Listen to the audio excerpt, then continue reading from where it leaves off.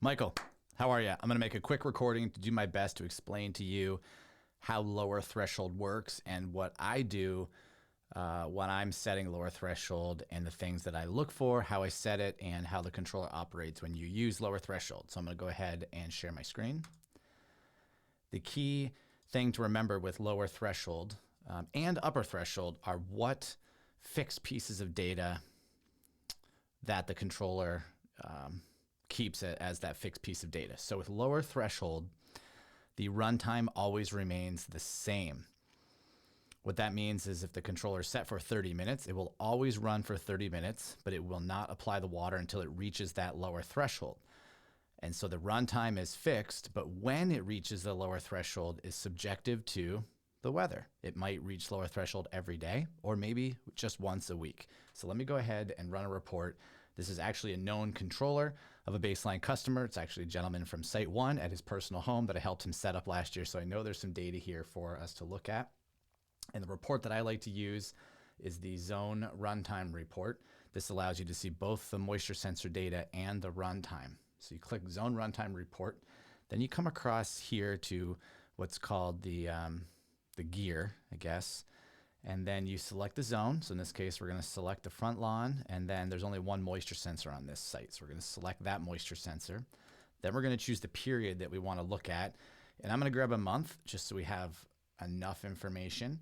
And then if you want to go back in time, you click the time and date, and then on the calendar, and you can scroll backwards in history. So this is what I'm going to do. I'm going to just go back to a known time period. So that will be, you select the end date. So if we do August 31st, that will give us 1 month prior. And that should work. So we'll go ahead and run it. And then this is kind of hard to see. So I'm going to blow up the screen here. Hopefully you can still see this. There we go. Now, the blue represents runtime. So in this case, it's only a 15-minute runtime. I'm not going to dig into why it's only 15 minutes. Let's just assume that is the correct amount of runtime. And what you can tell right away is the period in between watering has changed. So this is actually a perfect example of what a rainfall event would look like. Okay, the system watered here on August 6th at 5 a.m. for 15 minutes.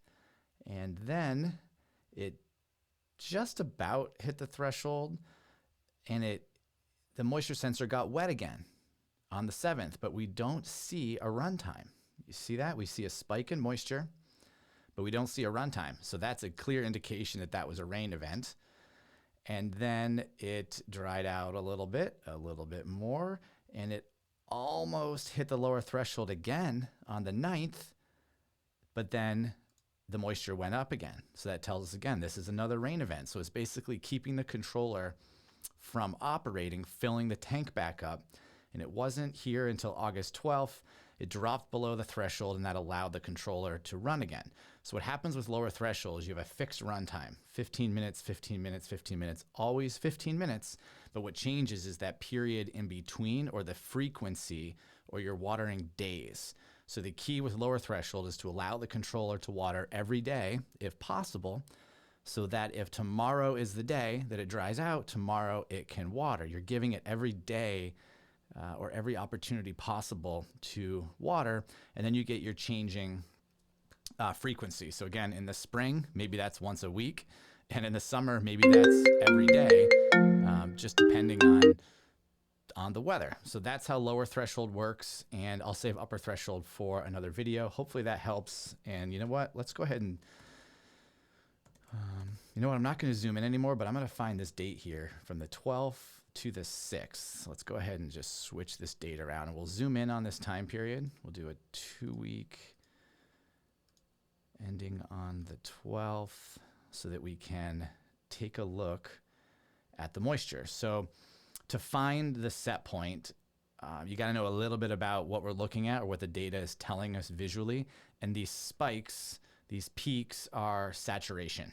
So you want to stop watering before you reach the peak, kind of like this right here, because this is the soil's ability or non-ability to hold water. You fill it up and then it drains. So what you want to look for is sort of the shoulder of the curve where it starts to slow down, and that's the soil's ability to hold water. And that's field capacity, and that's a measurable set point. field capacity. And after that, it's up to the user to decide how dry they want to take it, because not every plant material can you dry out the same amount. Not the health of plant material is not the same. The variable or the art is how much you can dry it out.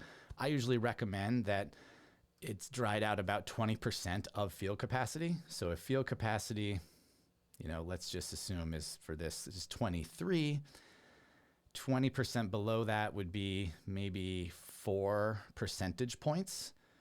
And so the lower threshold here is set at 17.5. So in this case, the user set it a little bit drier, but those are sort of some of the things that I go through in my mind when I'm setting that dry point.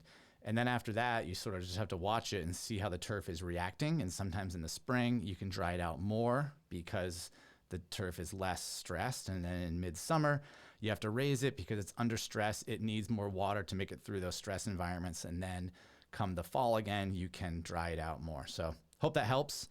And thanks so much for digging into all the cool data that we have to offer. Cheers.